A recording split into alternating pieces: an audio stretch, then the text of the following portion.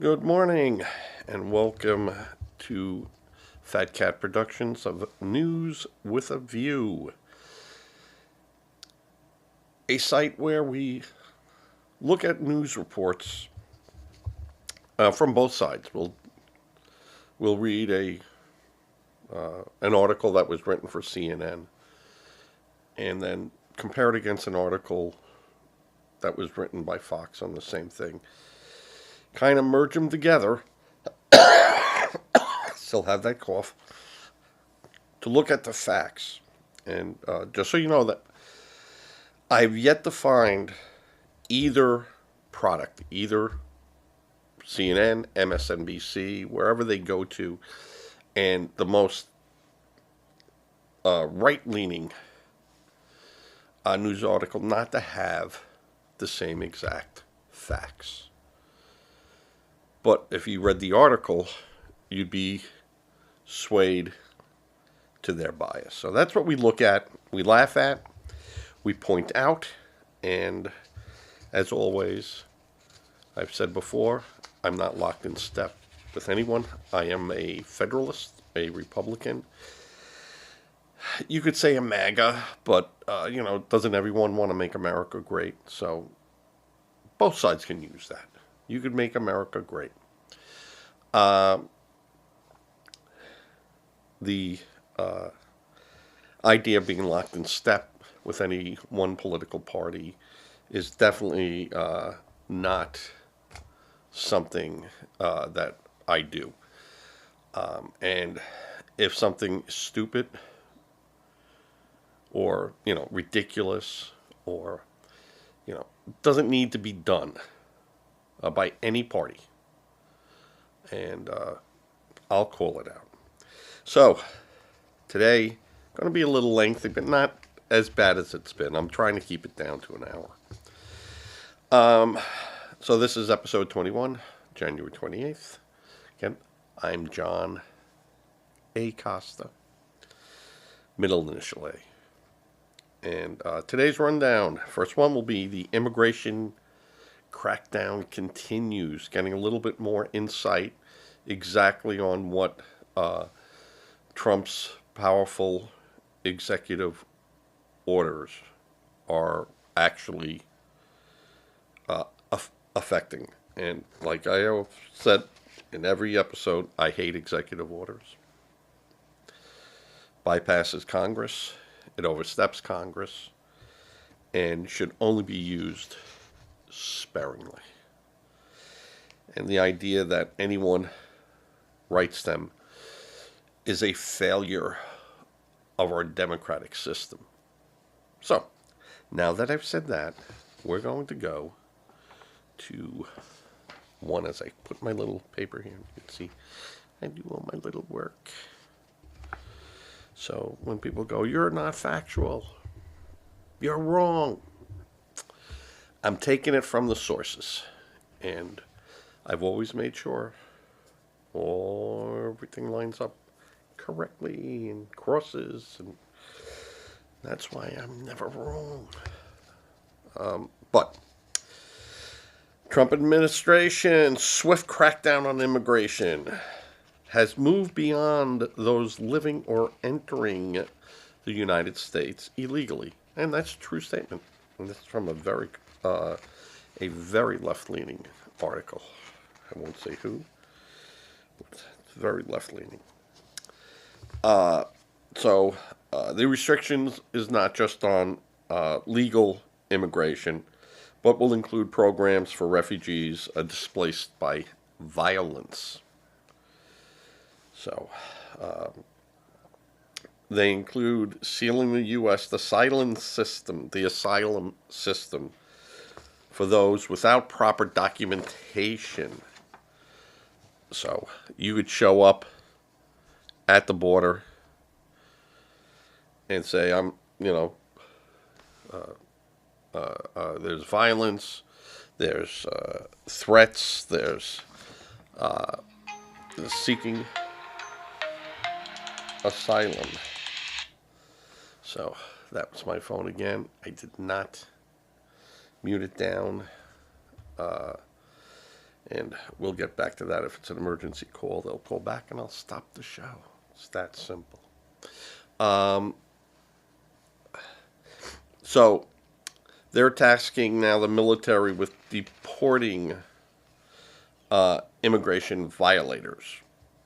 Now, so you can show up at the border and say I'm seeking a political refugee, and the language in there is pretty sloppy, and so they're telling them, the border people, nope, can't do it. We're pausing it. So they wanted just to pump the brakes, but now they're stopping it, but not ending it, just stopping it, so they can take a look at it and go, yeah, all right, let's go forward. And so, what the president is really doing is stopping illegals, as in the law. You came here undocumented, and we have no record of you. Out, and I think everyone can get to that point. And he's really, president is saying, I'm demanding to know how this vetting process is being used for asylum seekers, and wants to make sure that there's changes, and that it fits his agenda. Now, whether or not he can do that might be a legal standing, but yeah, I'm pretty sure he can do it. And just so you know, where he says he's going after the criminal element, right now it is really truly the criminal element. Gang people arrested for whatever charges. Some of them, you got caught with a joint, you're going to throw that person out. If you got caught selling drugs, yeah, you're out. You beat up old ladies on a subway, or beat up anyone, rob anyone, steal from anyone, out now. You would look back, and did they do that to every Italian? Did they do that to every, person from England that came over, or Canadian? So I think we have to look at this and, not throw the baby out with the wash here. And, I think everyone needs to chill, and the president needs to be a little bit more forthcoming. And though he has been in his speeches, and we knew what he was going to do. So I'm not too upset so far with what's going on, except, like I said yesterday, how do you make the decision, and how far back do you reach back when they come up with an answer to say no birthright? So this closes the pathways for vetting and legally admitting hundreds of thousands of people who flee wars like the Ukraine and the Taliban-controlled Afghanistan and other troubled parts of the world. And of course, remember that little setup Biden had set up for 4 countries in Central and South America, and including restrictions on Haiti and Venezuela. So the refugee admissions has been suspended. So we know that. And that was right after he took over. And looking at the special legal classification for people vetted overseas who prove they are fleeing persecution based on the political beliefs, religion, or other factors. So he's saying that even if they've been vetted, but they're not here yet, and that's a process that could take 18 months to 36 months. And these are people going through that known system, are being denied entry.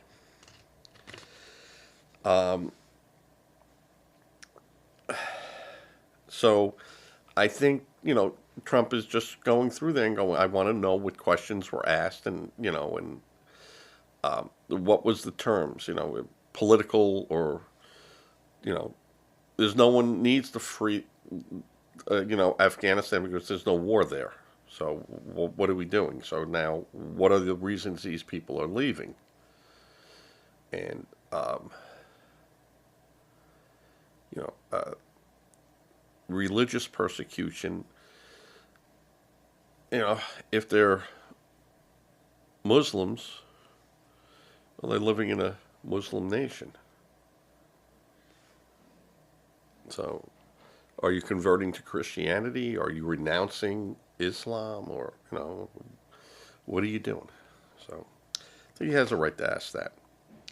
And medical screenings and all that stuff. They could throw anything in front of you. So, and as part of the suspension of foreign aid, under another heading, a lot of resettlement agencies can't use their money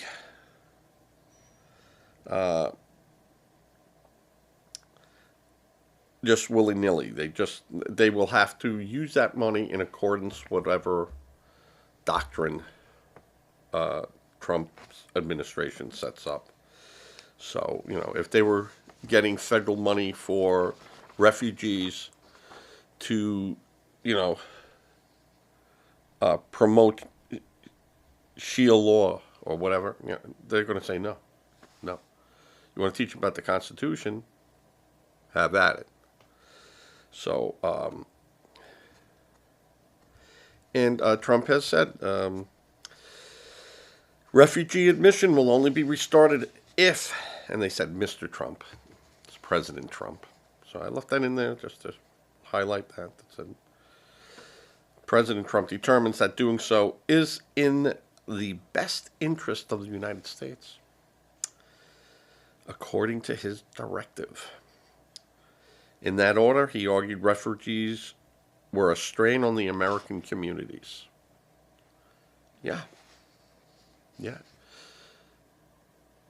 Why would they take people from, Haiti, the hottest place on earth, to Hades?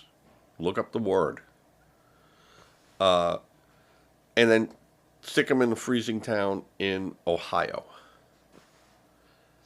Why not take them and move them into Southern California, Arizona, New Mexico, Nevada, someplace where these people can acclimate. And then, if you're giving them status and you're giving them documentation and you're saying, no, you're welcome here. You're documented and we got you. And then if you want to live in the snow, go live in the snow. Find a job. Do whatever you do legally. So,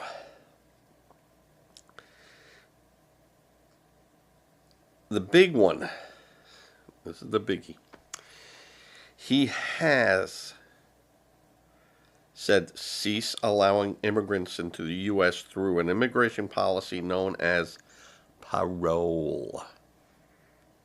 Yeah.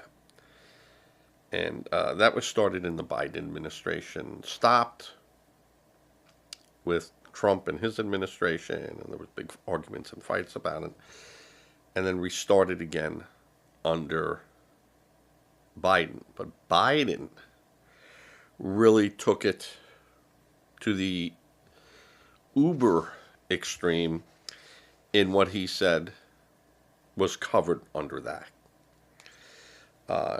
Foreigners, and this, for humanitarian or public interest. So if, these people said, hey, the villagers didn't like me, they were targeting me, and, because I spoke out against the Taliban, or I said this, well, all right, you come in, and you're not really documented, you're on our list, but until we could check everything out with you and go through everything, you're here, and, we're going to take care of you. And originally, this was used to prevent the Central American and South American people piling into our borders, so that you could just go right from there, and we had those special flights that no one had screaming. Well, there were people screaming. There were Republicans screaming, and a few Democrats about taking our airplanes and chartering and bringing them here on airplanes, so they did not have to go through the desert and show up at our borders, where they could put in an application to say that they're political or asylum seeking or humanitarian. See, the list of things that you could list on that is tremendous. So, so in that they said no more parole for Ukrainians sponsored by by Americans through the Uniting for Ukraine policy, which the Biden administration set up to offer a safe haven to those fleeing the Russian invasion of the Ukraine. Now,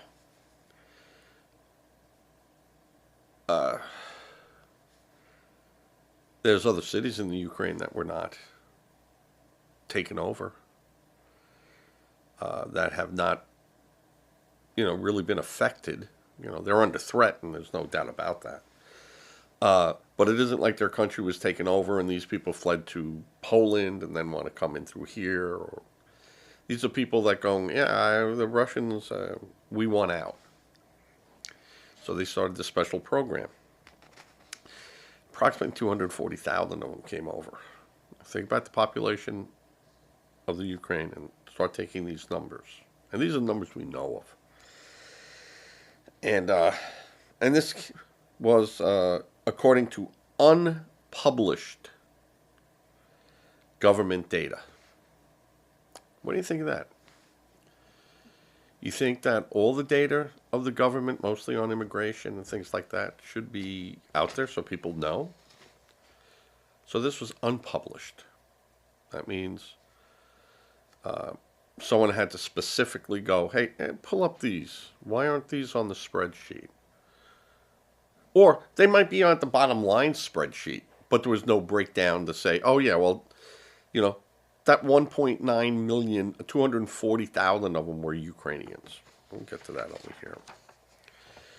So, it also instructed, and this is an interesting one because this gets tricky, instructed officials to refrain from reviewing the parole status of Afghans brought to the U.S. following the fall of Kabul in 2021. While many of the more than 70,000 Afghans asylum seekers or special visa were those that helped, military people. They were translators, they were drivers, they worked for the, moving stuff around, and might have even supplied, secret information. So that 70,000 were people that had either worked for the United States as a contractor, and then felt that, hey, these people might kill me because I helped you. The move could prompt some of those people to lose their legal status. So if you don't have this status, then you go into the undocumented. And my feeling on this is that you were brought over. You better be real clear on if you have to send those people back. And if those people helped us, if they worked for us, if they passed their security clearances, and there's no question, though we have seen that people that have helped our military before has turned on us, but we've also seen Americans turn on us. So, don't put your thumb on the scale. That's all I'm asking you. Don't put your thumb on the scale. And the process, the order also suspended processing for other parolee-based programs with Cubans and Haitians and Nicaraguans and Venezuelans, and an Obama-era policy that allowed some Central American youth to come to the country legally to reunite with relatives. Now, that was an absolute disaster. Absolute disaster. Because if that was the plan to do, wouldn't you tell the parents, one of you, since we're flying a plane there to get them, one of you have to be on the plane, identify, and those children have to be your children. We want to see some type of proof. Every country over there, they have birth certificates or something. Who are these children? Are they yours to take? And there were a lot of questions. And these kids just started showing up on the border. How? How does a 3-year-old cross the desert themselves? How does an 8-year-old, a 12-year-old? I mean, you talk about shenanigans that were being done. So, and they said, well, no, we were doing this because we wanted to protect them from those type of people that, might have done bad things with them. And yet, I mean, the number is astounding. And that was an Obama number, not a Trump number. That was Obama. So, just so you know. While those paroled into the country are, on paper, in the U.S. legally and with the ability to work lawfully, and what Trump is saying, the Biden administration properly used their authority, which they believe should only be used in very limited cases. You have to see what the law says. You got to read every passage in that law. And if there's no number tied to it, if there's, then, it becomes, well, we used common sense. And again, I say those things that their common sense might not be my common sense. My common sense might not be your common sense. So, of course, Trump stopped the CB1 program, CBP1, where, dialing for dollars, you got 1,500 automatic interviews per day. And of course, those interviews doesn't mean those people walk through that day, but it ends up to be 500,000 of those per day that automatically get addressed. So, 1,500 per day that automatically get addressed at 8 checkpoints around the borders. So, and this article said that welcomed 1,500 migrants per day. All right, yeah, it welcomed 1,500 people seeking to immigrate into the United States per day. And this was touted as the right way, and honestly, it is the right way, because you're going through a known process. That process has been around since 1952. Now, of course, they didn't have apps or anything like that, but this has been allowed, a certain number, and it could be up to 1,500 per day. It could be per week. They would announce it and say, hey, for the next 3 weeks, bang, bang, bang, and then nothing for 10 weeks, and then bang, bang, bang. So it would, but when Biden started it again, and Obama, I think this was really an Obama thing. I mean, Obama and Biden. And so to revoke the parole status of a lot of people, that would include more than 530,000 Cubans, Haitian, Nicaraguans, Venezuelans who flew to the U.S. under the sponsor policy, Uh, and that was nearly 1 million people under that app program. One government figure shows. And both articles that I was looking at couldn't point to which article or what where they got those figures from. It must be some immigration page that, but I wasn't going to dig that far. So both said it. The left said it over here. The right said it over here. I'm figuring they've all done their homework. And there are other actions that they're targeting legal migration channels. So what people are complaining about is that, yes, you can stop the illegal crossing. Everyone's agreeing the illegal crossing is wrong. But if you don't have a legal means to come in, you don't think they're going to try to do it illegally. Well, it'll be a bad day for them. So what Trump has effectively done is exactly what he said he was going to do. Shut the border down until things make sense. Not common sense, legal sense.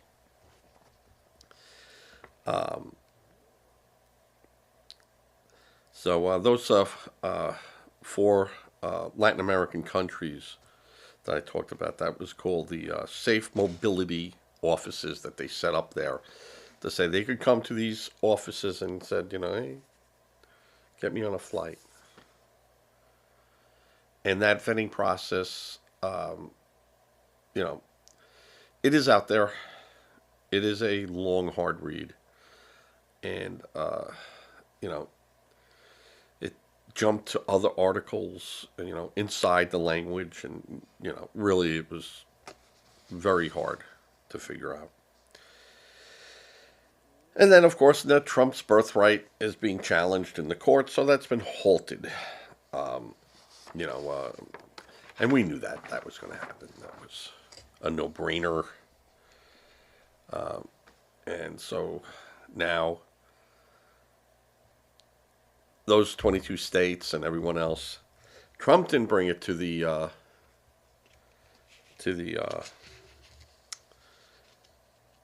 robes. Those states brought it to the robes.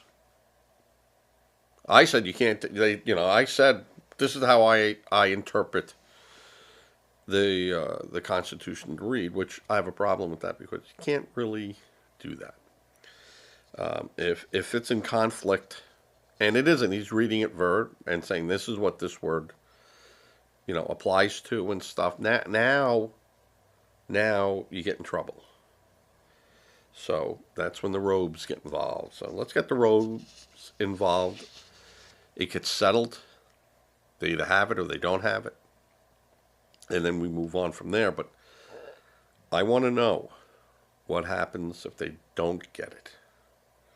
Meaning if they don't get the birthright status. I want to know. Because I have some problems with that. All right.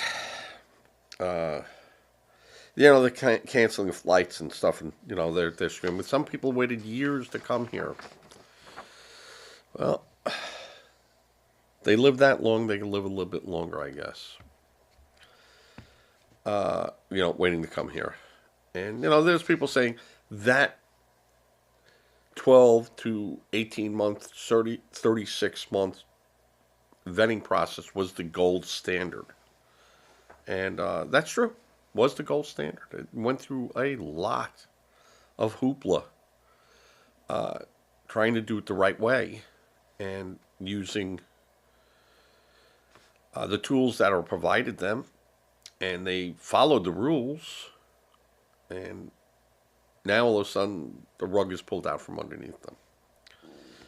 So, you can understand people, understand people's, frustration with that. All right, so Mark Kerkorian, Executive Director of the Center for Immigration Studies, a group that advocates for cutting legal immigration. So of course this is another group that leans so hard against the left that they're so far right they're left. But so they're saying Mr. Trump is cracking down on immigration program he believes former President Biden unlawfully created or unlawfully abused. All right. The parolee authorization, for example, means of essentially freelancing his own parallel immigration system outside the law. So that has to be restricted. So they're saying you can't do that, Mr. President. You can't have a law over here and then they make a law that supersedes that law. I'm going to say that makes sense. So, it's like saying, well, yes, murder is legal. Murder is illegal, but this rule over here lets you do it, and don't worry about it. Now, a little article from this, my second thing of the day, and this is, is Trump getting tough on Colombia. Could that backfire on him? And this is from Politico. Trump got what he wanted with Colombia, but his tactics could come back to bite him. So what they're saying, people in Latin America are extremely worried.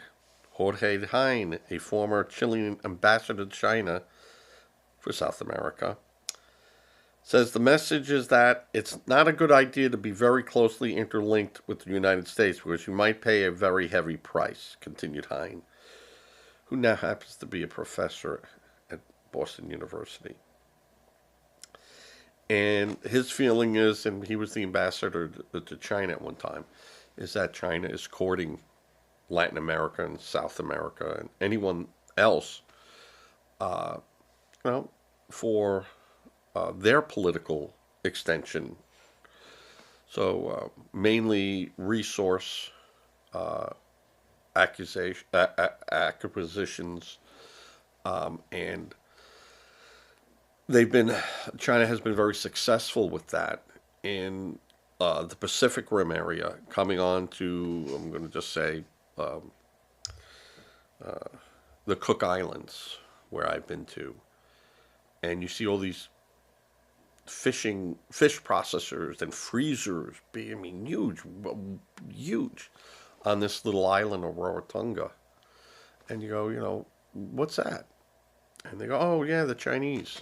They came and built our school, and they built a hospital, and they built a library and a community center.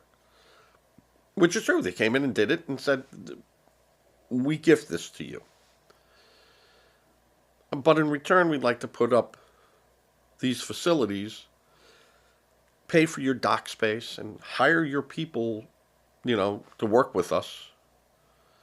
There were many Chinese on the island, but they employed islanders.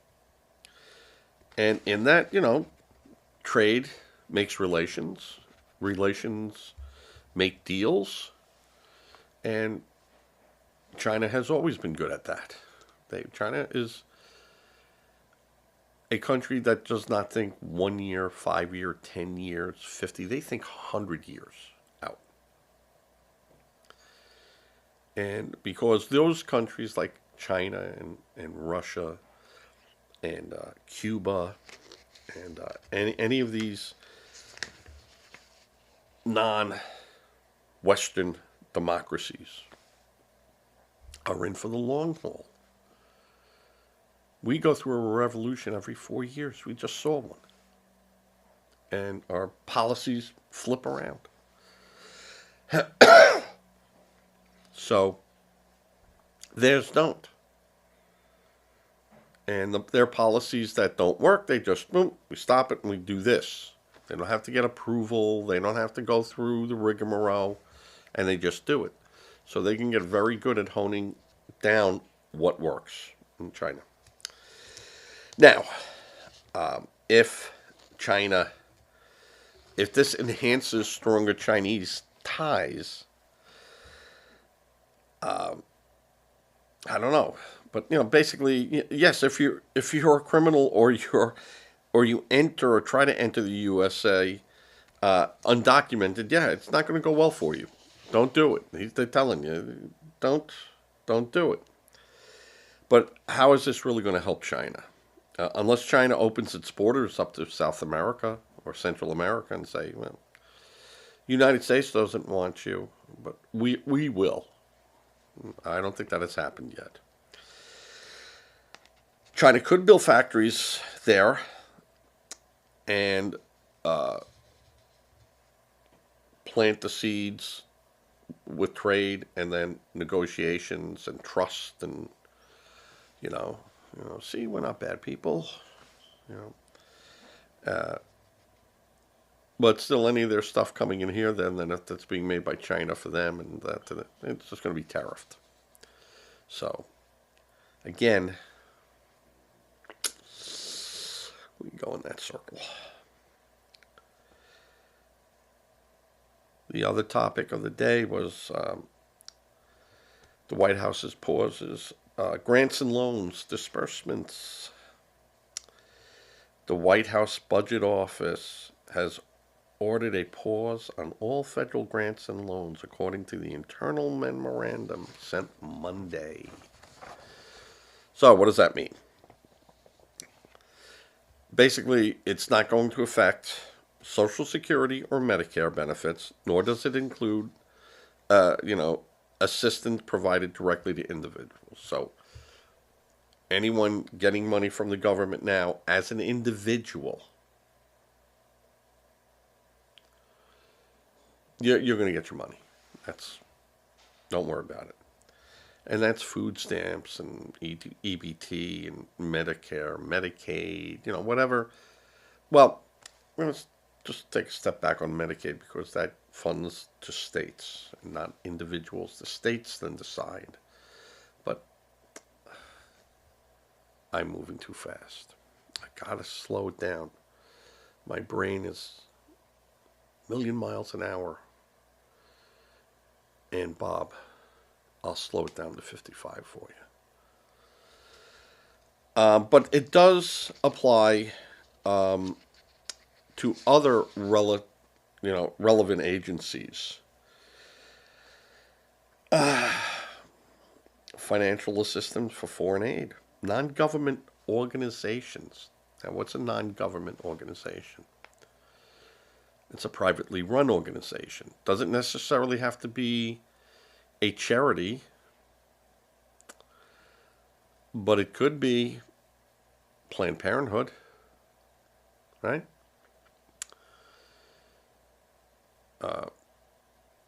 Just saying one. I have no idea if that is, because they don't say it.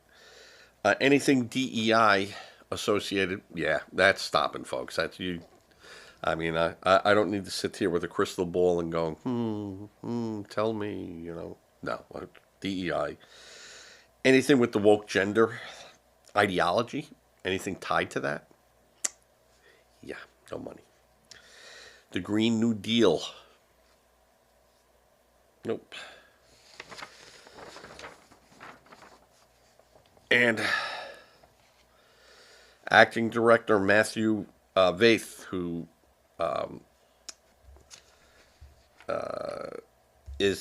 was appointed on the January 25th, I think, to head the department that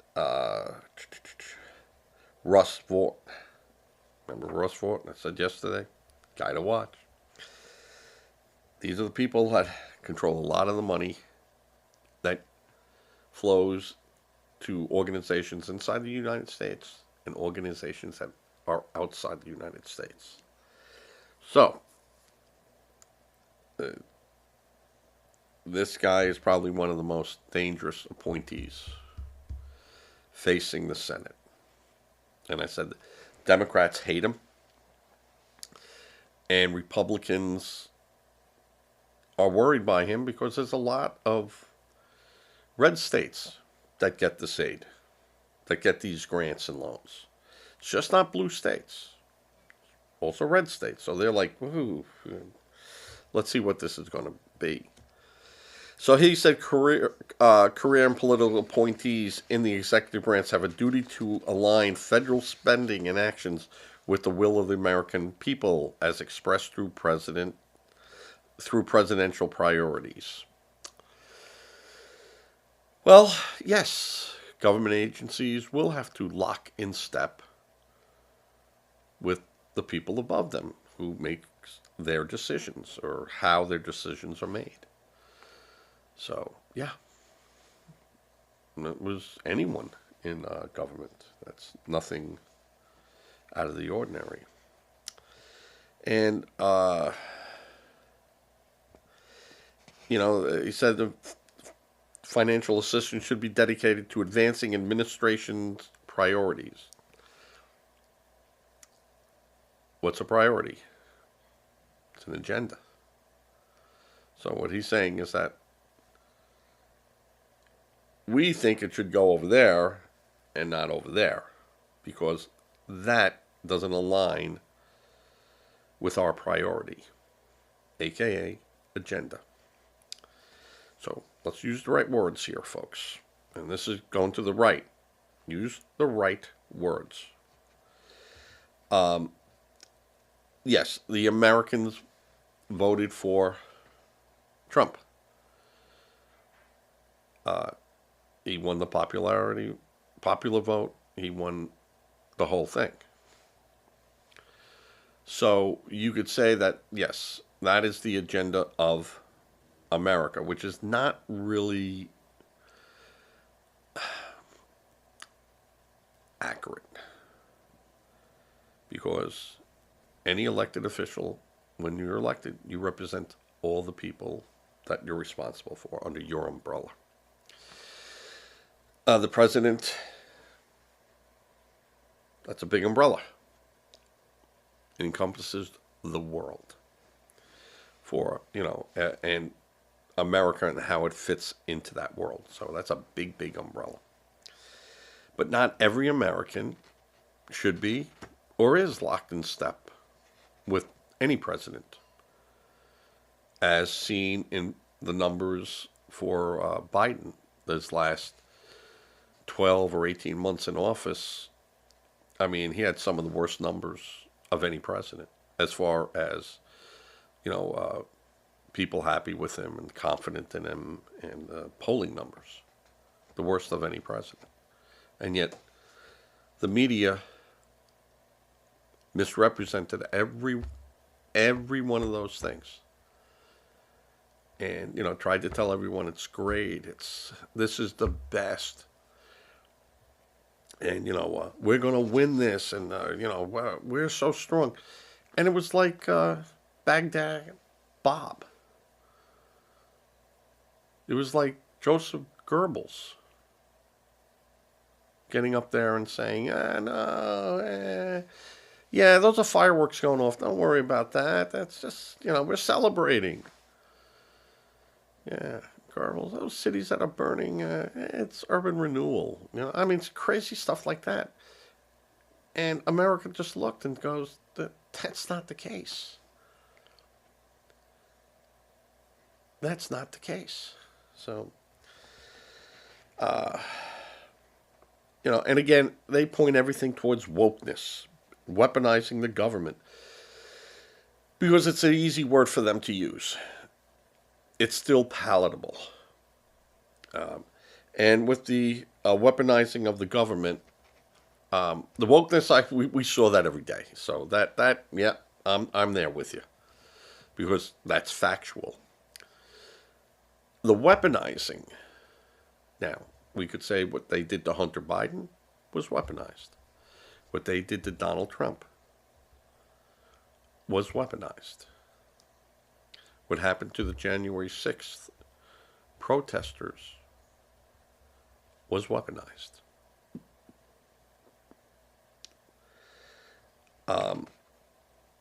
But I still want to see that. I want to see it. I want to touch it. I want to sniff it. I want to taste it. I said before, it doesn't smell right. It doesn't taste right. I'm gonna be there. I don't like that. You gotta explain it to me more.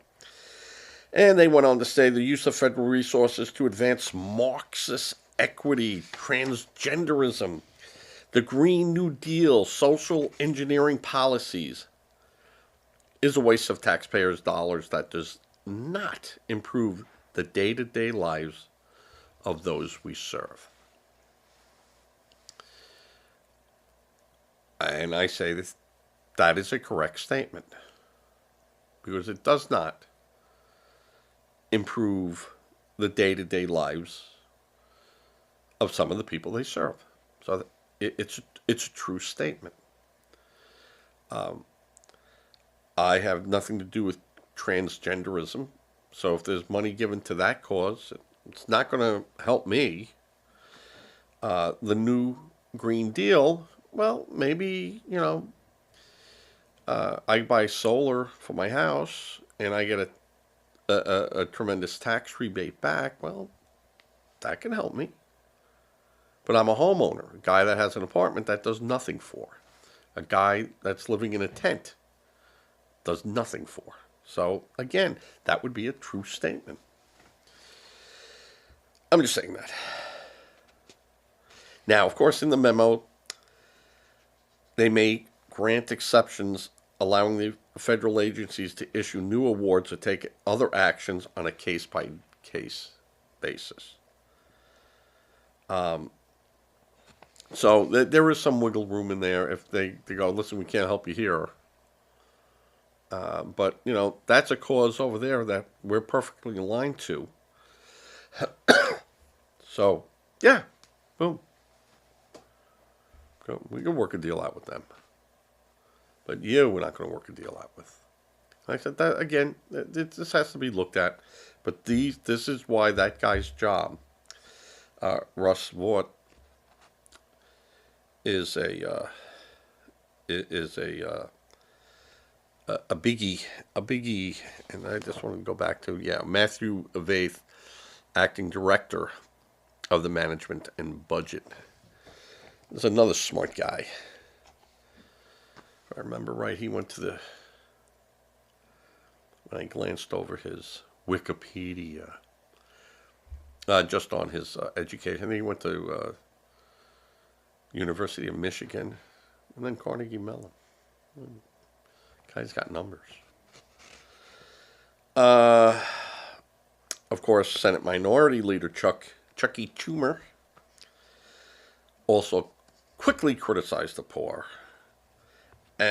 Pause. And I will say that he's right in criticizing it. Because Congress approved these, and he calls investments. They're not investments. A grant and a loan is not an investment. So he's trying to use words that don't fit. And he's saying, well, helping these people is an investment then in the future. No, it's not. If I invest in something, I want to see a benefit. I want something back out of it. That's my money going there. What is it doing? Well, it's helping those people, and that makes a better world for them, then makes a better world for you. And I'm like, I haven't seen it. Yeah, no. Feed people, house people, educate people, train people. That I'm all fine with. No problem. Some of the stuff they gave away, nope. And he said these grants help people in red states and blue states, supports families, help parents raise kids, and lead to a stronger communities. How are those communities doing with all that blue help? How are those communities doing? How have they been doing for years? Well, those communities got a lot better when Trump was in office. Minority employment was at an all-time high. And that's why you abandoned them Democrats and went towards the immigrants, bringing them over and trying to get them to vote. In local elections, in some states, non-citizens are allowed to vote. Yeah. I'm going to tell you that's going to end too. And he said it will mean missed payrolls and rent payments. Well, we're paying people's rents? Oh, that's not an investment. And it will cause chaos from everything from universities and nonprofit charities. Well, if they're getting government money, then they're not a charity. But I'm sure they get Red Cross. I'm sure, and I know for a fact Samaritan Church gets it because they do a lot of drug rehab and they did a lot of AIDS, housing and counseling and things like that. So I know they get them. But again, the use of federal resources to advance Marxist equities. Yeah, that's what they're saying. This, that's what that was about. And Trump has the right to review these funds. It's our money. And he has a right to look at and go, what charities these are going to go to. That's the way it goes. That's why we have a guy on top. And that's why Biden was able to do what he was doing, because he was the guy on top. And then a little blurb from a little CNN article I wrote. Trump divided America as a candidate. So far, he's doing the same as president. Well, yeah, well, it's not dividing. The country was already divided. We had Republicans. We had Democrats. That's a division. Right? So, Trump didn't divide America. What divided America were the policies of the sitting president at the time. And the people were like, no, we're done with this. We're not doing it. It's wrong. And that's not division. That's called choice. America chose. That's not dividing. So here's where CNN, yes, it is divided. So it's a true statement. But then you read and you go, no, you're making, 2 plus 2 equals 4, it doesn't equal 5. So you got part of it, it's addition, but your addition is wrong. And I wrote, to myself, it was an election. It was a divide of voters, but Trump won not only the Electoral College, but the popular vote. Does that give him a mandate? No. You won. That is your mandate. That is your mandate. You won. Winning by 1 vote or winning by 1,000,000 votes. There is nothing given to you extra for winning 1,000,000 votes instead of just by winning by 1 vote. You get nothing, but you win. So, and would you expect that? Well, Trump won, so all the Democrats, all the liberals, all the progressives, all the Marxists, all the communists, all the people are going to go click their heels and throw a salute. That's a fantail salute. Click your heels, and now we're going to follow the president. Of course not. The country is divided. It will stay divided. That's how elections are won and lost, folks. So, would you expect everyone to just go, yep, Trump's president, follow him? I would say, again, if you want to know why it's divided, and it got wider and wider and wider, just look at the approval rating of Joe Biden.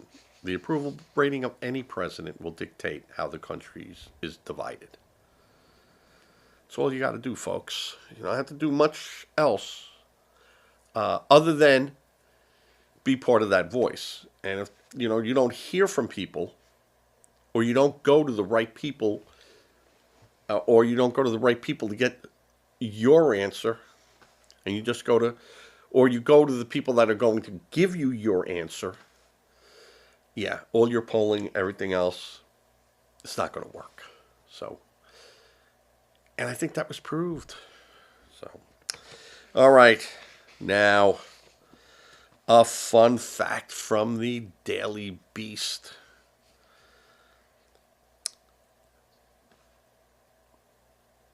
And this is from the Daily Beast. I did not look this up anywhere else, but I'll give you the gist of what they're saying. MAGA seems to have a crying Gomez, Selena Gomez, we all know who she is now public enemy number one in the eyes of MAGA. Number one, I had no idea we had a public enemy list. If any of you know it, send it to an email. It's up there at the end of the credits. Because I'd like to see it.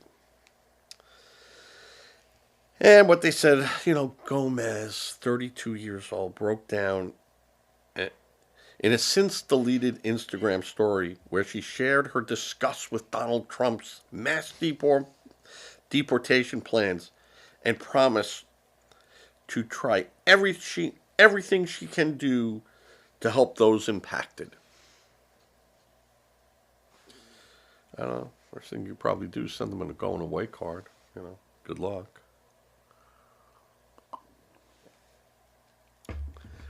Maybe a map and road atlas of Mexico and Central America and South America. These bus routes or whatever. We'll start there. Selena. And he said, all my people are getting attacked. She said this while sobbing. The children, I don't understand. I'm sorry. I wish I could do something, but I can't. I don't know what to do. I'll try everything. I promise. Okay. That's nice. Do you feel as bad for these people who are here undocumented or were criminals? So her people are criminals. Just so you know. That's what she's saying. Those are my people. Criminals. And she said all this while on Instagram with a Mexican flag behind her. And she made all her money in the United States. Well, world, but this is where she got her opportunity. Which she later took down. The clip was, of course, screen recorded and went viral on Monday morning. However, sparking much outrage in the conservative circle. I think so. And, people wrote, posting yourself, not Piers Morgan on X. And again, I did not fact check this to see if that's the real Piers Morgan, but I'm just taking it from the Daily Beast. And not word for word, but just using their facts. Posting yourself weeping over illegal immigrant criminals being deported is a new level of absurdity of celebrity narcissism, wrote Piers Morgan on X. A conservative commentator, Matt Walsh, Well, if you want to do something, why don't you move back to Mexico with them? And, yeah, sell everything here, take your money, and just hand it out. Just hand it out. Yes, you could do that. No one's stopping you, Selena. And I'm sure a lot of those people would be happy, but I would also tell you be careful because they're criminals. They just might not take the $100 or $200 you're giving each one. They might put a gun to you and go, "Oh, we're going to take it all." So, and again, this is the fake indignation, the fake outrage of some of these people. Rachel Maddow, the fake, and that looks you. Stop it. Use facts, Rachel. You're a smart woman. So, Selena Gomez is a billionaire who is surrounded by security, has zero idea of how dangerous the country has become due to illegal immigration, doesn't care enough about American women or children to know they've been getting raped and murdered at the hands of her people, was part of someone's X message. I would not put that person's name, though it was up there, because, again, I don't know if that was that person. Piers Morgan, and they said who that person was and listed him, but the other person was just a screen snapshot, and I won't do that. But this was a message. So, Selena, get over yourself. Understand if you're in this country legally, not documented.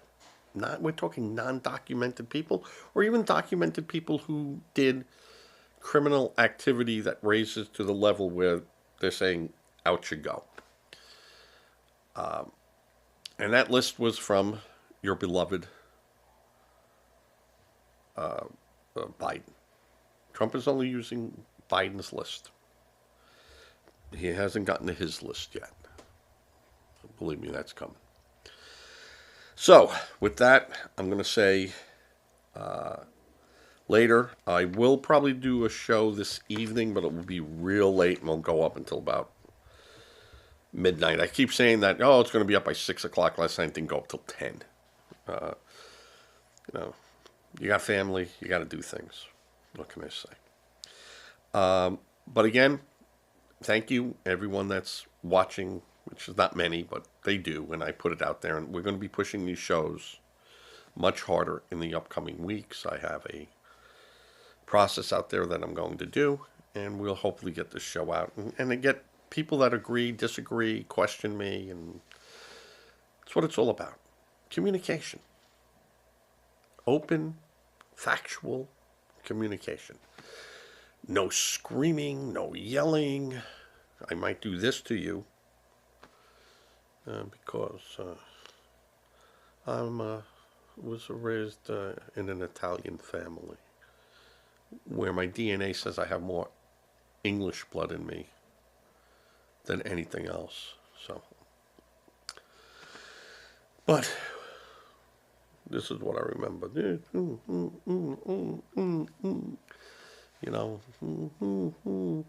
So I've seen it all. All right, everyone, have a good, safe day. If I do not do another podcast for tonight, then I shall see you tomorrow. And everyone be safe. God bless. Donate to the hurricane and fire victims. Charity starts at home. But if you can't, think about them. Give to registered charities only. I keep saying don't be a victim helping a victim. And with that, I'm going to say bye as I fade to black.